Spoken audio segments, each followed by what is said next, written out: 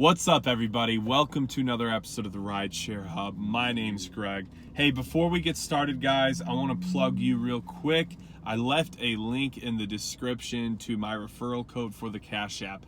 I have been using the Cash App for about 3 or 4 years now. It's an incredible app. I have a debit card with them. I have a bank account with them. And I really like them. Now, what I do is I utilize Cash App pretty much only for like my spending money. They have this really cool thing called boosts through the card you get from them. And it has like money off at restaurants. I've even seen they had like, I think it was like 5% off your Whole Foods purchase just by using that card to pay. So I do all my groceries and my spending money on the Cash App card. I usually transfer a few $100 to it each week. It works as a normal Visa debit card, and it's an awesome card. But the main reason you guys should check it out if you haven't already is they have just a really cool way of, like, if you get referred and then you send $5 to a friend, they send you $5. So get a group of friends and start a chain of everyone making $5. I mean, heck, do it with enough people, you might make a good amount of money. So it's free money, guys. Check it out. I understand it's not like $100, but hey, money's money. So if you don't respect it that way, I'm sorry. But check out the Cash App. So what I got for you guys today is the best times to drive. There's a lot of confusion on this topic from the people that I've talked to. So many people think that like certain times of the day are going to be better than they really are, and there's just a lot of misconception. There are times that I won't even get in my car, and there's times that I'm always going to aim to do. So learning about those times and knowing the best times to get out there and setting a good schedule is going to help so much. One of my biggest pitfalls I felt like early on as a driver was not having a schedule. I was too used to a boss telling me to come into work, when to work. So what would happen is I would end up playing video games for Monday through Thursday, and then like a bunch of bills would be due on Monday, and I would go work 14 hours on Friday, Saturday, and Sunday to pay the bills. And I hated it. It was like terrible. Like, I really didn't like it. And so I had to really learn to make a good schedule where I could make good money and it would fit well with everything else in my life. Like, you really still want to try and be scheduled. If you try to be sporadic with Uber and Lyft, you will work way less than you plan on, and it'll end up hurting you. Like, you won't have the money you need. So I'm telling you guys, it's really important to set a schedule. Like, very important. Do not just be whimsical with this, or you will never work, and it will kill you financially. So setting a good schedule is very important. So what are the best times to drive for your new schedule you're going to try and set? You got to know your availability first. So I'm going to start with just Monday through Thursday. I generally categorize Friday as like a weekend for Uber because it's like more relatable to a Saturday than a Wednesday or a Thursday.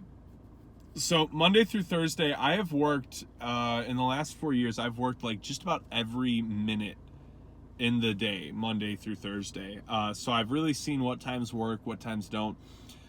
One of the best schedules I ever had for Monday through Thursday was I would work from 4 to 8 a.m. Monday through Thursday, and I'd really capitalize on that work rush. People going to work, going to the airport, especially Monday morning, it's killer money. I had a Monday morning where I think in 4 hours I made just under $200. Now, it was like a freakish day, and I got tipped like $50 by one guy. I did have a Monday where I made $375 working from 4 a.m. just until like 1 p.m. But I had one guy who tipped me $100 cash, so that obviously it was more like $275, but still, to make almost $300 on a weekday is incredible. And this is very possible if you're in a decent enough city to make like crazy money. I've had a lot of weekdays where I cleared $200 in under 8 hours. So Monday through Thursday, again, that work rush, 4 to 8 a.m. is going to be really powerful. Your airport rides, people going in and out of work, there's usually some decent surge action, like nothing really impressive, but enough to like want to be out there, right? A lot of times there's consecutive ride bonuses. It's a solid time. Other than that, then from like 9 to 10 a.m., until we'll just say from like 10 or 11 a.m. until like 3, it's pretty dead. Unless you do Uber Eats, like you'll do really good at the lunch rush. But I have never done well at those other hours. I mean, the lunch rush, I feel like you usually get people going like a mile away because they have to be back in an hour or 30 minutes, depending on where you work. I used to work at a place where we had a 30-minute lunch break. So like if I'm going to Uber to go get food, do you think I'm going far? No. Not going to risk being late, you know? So I've never really liked that lunch rush because there's usually a decent little bit of traffic from it if it's in a bigger city, and the rides aren't really ever worth it. So I really don't think that often it's going to pay off, like I said, unless you do Uber Eats, Grubhub, DoorDash, Postmates. God, there's so many food delivery ones. Unless you utilize one of those apps, you're probably not going to find like a whole lot of value driving those hours. But then from 3 to 7, it starts all picking up again. And so from 3 to 7, then you'll make good money taking rides home. You do have some people that are going to go out to dinner afternoon, late evening. So you can make some pretty good money in there. I had for probably about 3 months, I did this schedule. I would work 4 to 8 a.m. and then I'd go home for about 6 hours and play video games, sleep, go to the gym, clean, whatever I needed to do. And then I would go work from 3 or 4 to 7 p.m. And then I would come home and I'd usually go to bed at like 8 or 9 because I was waking up at like 3:30 to go drive in the morning. So it sucked waking up. I'm not going to lie. Like it really sucked. But like it was a very doable full-time schedule for me at the time because I was making $200 a day doing it. So I would work 4 days a week, Monday through Thursday, and a lot of times make $800 or just under it, which for me at the time was good money. And then I would have my weekend off to do whatever I want. So I liked that schedule a lot. The waking up early kind of sucked, and it was a little weird having like all your free time in the middle of the day.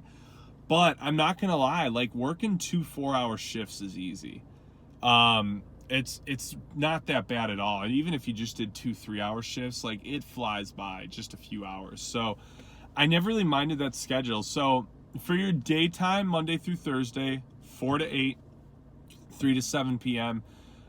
Those in-between hours, like I said, not really worth it. Now, I also did a night schedule for a while, just on weekdays. And it was about the same. I think I did Monday through Friday for this. And I would drive from 10, 11 p.m. until like probably like 6 or 7 a.m. So I would start anywhere from 10 to 12 a.m. and work until like 7. So I would usually do anywhere from 6 to 8 hours. I didn't have super set hours as far as when I left because it doesn't really matter.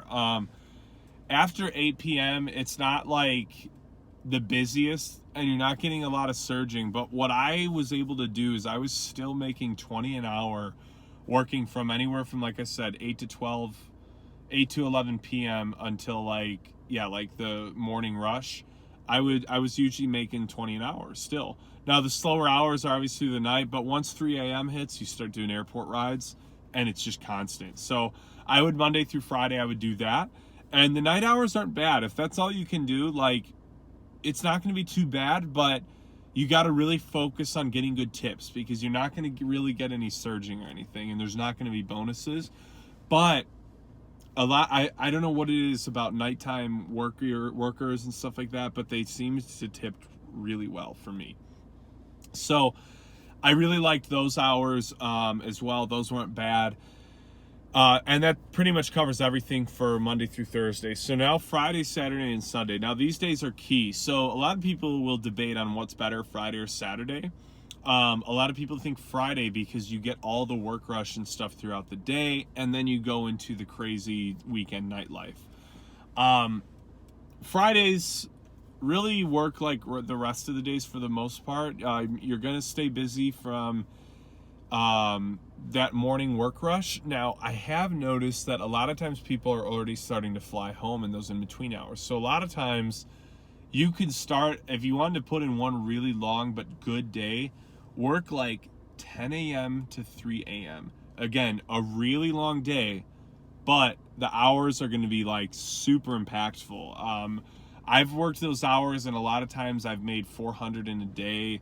I've very often done over 300 in a day, doing 10 a.m. to 3, because you get a lot of airport rides until, 3.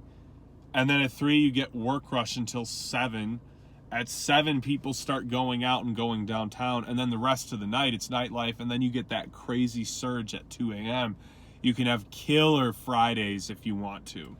So Fridays, for the most part, are really just all day. It depends more on just what times you could drive.